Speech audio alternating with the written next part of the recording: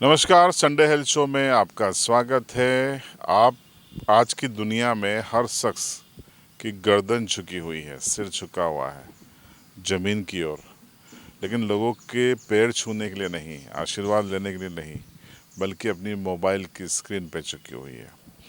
लगातार मोबाइल का इस्तेमाल करना, रील्स देखने, व्हाट्सएप चलाने के चलते कई लोगों को एक दिक्कत खड़ी हो गई है या होने जा रही है। इसे बोलते हैं सर्वाइकल स्पॉन्डिलोसिस। नाम में थोड़ा बहुत मैं चूँकि इस क्षेत्र का नहीं तो भूल सकता हूँ, लेकिन यही नाम है शायद। इसमें आपकी गर्दन, कंधे और बैक साइड में पेन होने लगता है और कई सारी दिक्कतें शुरू हो जाती हैं। आखिर ये है क्या, क्यों होता है? अकेला मोबाइल जिम्मेदार नहीं है, लेकिन मेजर फैक्टर मोबाइल का है। तो चूँकि ये इसके शुरुआती लक्षण मुझे भी हुए, मैंने भी अपने तमाम व्हाट्सएप ग्रुप छोड़ दिए कुछ महीनों के लिए, जब तक कि अपना इलाज न ले लूँ या कुछ इसकी थेरेपी होती है उससे अपनी तमाम चीज़ें डॉक्टर से सीखी। तो सवाल मैंने जब दिखाने गया तो डॉक्टर शीतल साहब से पूछ लिया कि ये क्या है, ये क्या बला है, ज़रा बता दीजिए। सुनिए। आज बात करेंगे जो हर घर में, हर बच्चे, हर लड़के लड़की में जो दूषण बढ़ रहा है वो है मोबाइल का। जहाँ देखो, चौराहे पर देखो, घर में देखो, स्टेशन पे देखो, कहीं पे भी देखो, हर लोग फ्री होते हैं तो तुरंत स्वाइप करने लग जाते हैं और फेसबुक, इंस्टाग्राम, दूसरी दूसरी ऐप देखने लग जाते हैं। तो मोबाइल के फ़ायदे भी है, पर आजकल जो फ़ायदे से ज़्यादा है वो है मोबाइल की साइड इफ़ेक्ट, नुकसान मोबाइल से क्या क्या हो सकता है। मोबाइल एक इलेक्ट्रॉनिक डिवाइस है जो आपका हर एक एक्टिविटी को ट्रेस करती है। आपको, आप कहाँ गए, कैसे गए, कितने घंटे स्ट्रेस में रहते हो, कितने घंटे खुश में रहते हो, वो भी बताती है। साथ में मोबाइल से जो अपन इंटरनेट चालू रखते हैं तो उसमें से कुछ सूक्ष्म तरंगें आती रहती है जो व्यक्ति के हार्ट, फेफड़े और मगज को नुकसान कर सकती है। अगर बहुत बार अपन ने ऐसा भी सुना है कि मोबाइल पास में रख के सोने से बीपी बढ़ जाता है या बीपी डाउन हो जाता है, ऐसा भी प्रॉब्लम होता है। मोबाइल जहाँ तक हो सके उसको दिन में कुछ टाइम फिक्स कर देना चाहिए कि मैं आधा घंटा या घंटा ही यूज़ करूँगा, उससे ज़्यादा नहीं करूँगा। दूसरा, हम लोग आजकल जो बहुत ज़्यादा पेशेंट देखते हैं वो है मोबाइल ज़्यादा यूज़ करने की वजह से व्यक्ति के गर्दन के मणकों में घसारा होता है। जैसे गर्दन के मणके होते हैं उसको सर्वाइकल स्पाइन बोलते हैं।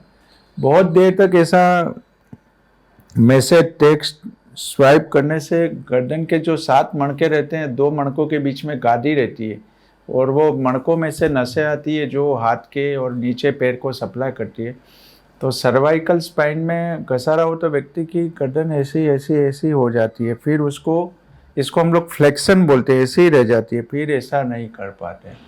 दूसरा, अगर गर्दन के मणकों में घसारा हो तो व्यक्ति को सर दर्द, चक्कर आना और जो मेन तकलीफ है वो दोनों कंधों में दर्द होना, हाथ में झुनझुनी आ जाना, पंजे में झुनझुनी आ जाना, भारीपन लगना और पीठ के नीचे के हिस्से में जलन होती है, धनेरी चढ़ जाती है, झुनझुनी आती है, ये सब लक्षण उसके हैं।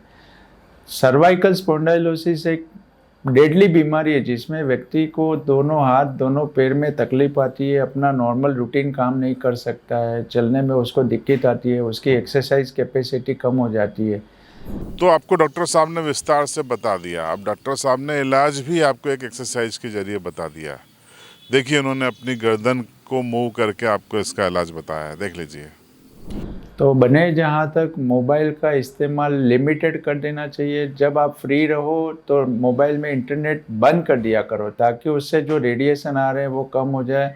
और बने जहाँ तक ऐसे स्ट्रेस बैठ के या तो मोबाइल को टीवी के साथ कनेक्ट करके बड़े स्क्रीन पे देख के आपको करना चाहिए ताकि आपके गर्दन के मणकों के ऊपर लोड कम आए, तो सर्वाइकल स्पाइन का प्रॉब्लम कम हो जाए। नहीं तो फिर अगर आपको प्रॉब्लम है तो फिर गले में सर्वाइकल कॉलर नाम का एक बेल्ट आता है, जो बेल्ट पहन के आपको करना चाहिए ताकि आपकी गर्दन सीधी रहे और ऐसा मुड़ने का चांस कम रहे।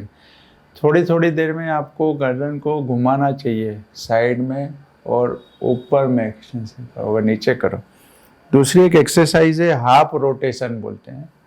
गर्दन के मणके को हाफ हाफ साइड 5-10 बार घुमाना चाहिए दिन में, 2 बार 3 बार। एकदम जर्की मूवमेंट नहीं करना है आपको। जैसे आप इधर बैठे हो ऐसा एकदम देखना नहीं है, आपको धीरे धीरे स्लो मूवमेंट करना है और ऊपर नीचे। फिर दूसरी कंधे की एक्सरसाइज है, करना चाहिए। जो व्यक्ति, जो लेडीज़ है जिनकी उम्र 50 से ज़्यादा है, उनको कैल्शियम की गोलियां रेगुलर खानी चाहिए और विटामिन B12 और D3 की गोलियां खानी चाहिए, ताकि गर्दन के मणकों में घसारा हो तो कम हो जाए, तो उसकी तकलीफ कम हो। तो आपने इस तेजी से बढ़ती बीमारी के बारे में डॉक्टर शीतल शाह को सुना, हमारे इस शो को देखा, इस वीडियो को शेयर कीजिए अपने दोस्तों में, रिश्तेदारों में, ताकि वो भी सतर्क हो पाएँ, रील्स कम देखें, गर्दन कम झुकाएं, ताकि उनका आने वाला भविष्य सुरक्षित हो सके। अगले शो में हम बात करेंगे कि कैसे हम पुड़िया यानी पाउच यानी गुटखा से अपना शरीर खराब कर रहे हैं। देखते रहिए सी विले।